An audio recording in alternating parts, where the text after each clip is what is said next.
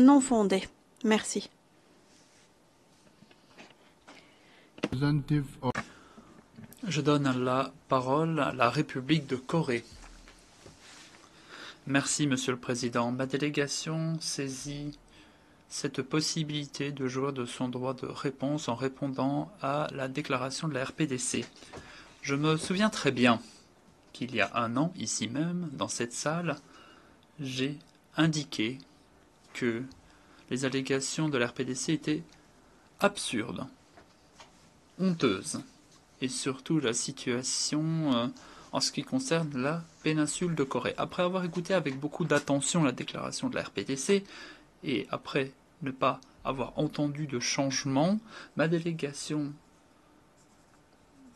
est malheureusement forcée de répéter sa déclaration pour que chaque délégation ici puisse bien concevoir les faits et la vérité.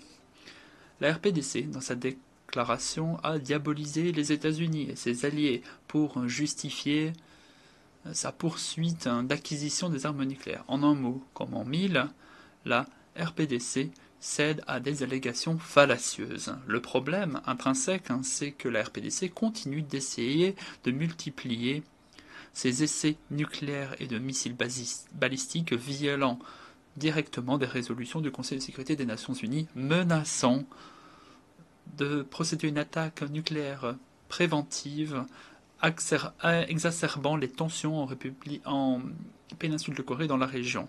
Il ne faudrait pas confondre les causes et les effets. Il ne faudrait pas mettre la charrue avant les bœufs.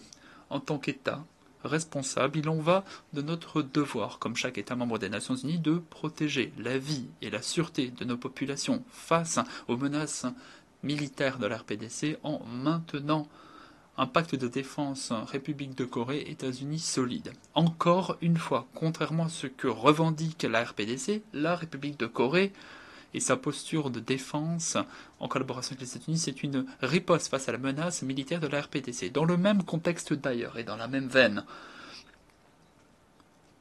dans le cadre de notre coopération accrue avec les États-Unis, la RPDC multiplie les menaces nucléaires et militaires, et c'est la raison pour laquelle nous avons décidé de renforcer notre coopération avec les États-Unis, et ce n'est pas le contraire, loin de là.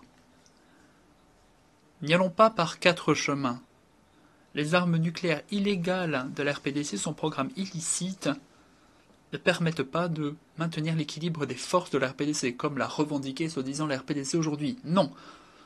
C'est la raison de cette turbulence géopolitique dans la région. Et enfin, ma délégation voudrait rappeler que c'est par les résolutions du Conseil de sécurité adoptées à l'unanimité que la RPDC ne peut pas poursuivre de programmes militaires et balistiques et nucléaires. La RPDC devrait donc respecter les résolutions du Conseil de sécurité, les respecter à la lettre, c'est dit dans la charte.